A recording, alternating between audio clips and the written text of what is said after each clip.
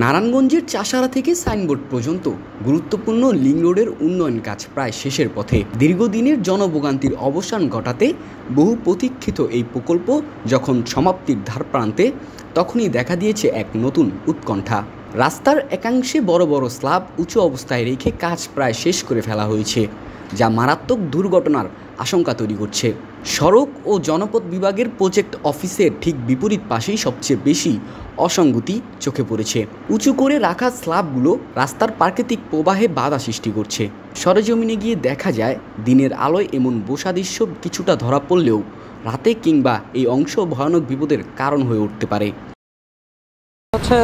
এই জায়গায় জায়গায় এই ম্যানহোলগুলো উঁচু হওয়ার কারণে রাস্তার সাথে অ্যাডজাস্ট করতে পারতেছে না। হ্যাঁ, তো এগুলো তো সমস্যা। এগুলো যদি লেভেল না করে তাহলে ভবিষ্যতে গাড়িগুলো অ্যাক্সিডেন্ট করার সম্ভাবনা আছে। আর এই রোডটা ব্যবহারও করা যাবে না। এই যে এখন যেমন দেখতে পারতেছেন, এই যে এখানে কিছু গাড়ি রেখে দিছে পার্ক করে এগুলোর সাথে, তো আলটিমেটলি রাস্তাটা বড় হওয়ার কারণে কিন্তু আমরা ফ্যাসিলিটি নিতে পারতেছি না। যে কোনো টাইমে দুর্ঘটনা করতে পারে। অটো চলে, মিশুক চলে, বাস চলে, গাড়ি তো অনেক স্পিডে আসে, যে কোনো টাইমে করতেই পারে দুর্ঘটনা। সে আপনার এগুলাতে অ্যাক্সিডেন্টের সম্ভাবনা আছে।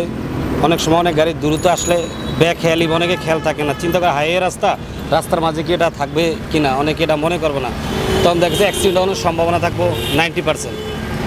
আর যেই কন্ট্রাক্টরে করছে এই কন্ট্রাক্টর এটা দেখা উচিত ছিল, না দেখে রাস্তার কাজ সম্পূর্ণ করে ফেলছে, এটা ওরা ভুল করছে। এটা আসলে করাটা উচিত হয় না আমার মতে।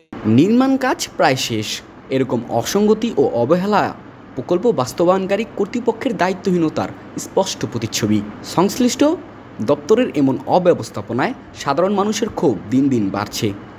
জনগণের দাবি, দ্রুত এই অনিয়মগুলো দূর করে সঠিকভাবে রাস্তা চালু করতে হবে, নইলে এই উন্নয়ন প্রকল্প হয়ে উঠতে পারে মৃত্যুফাত।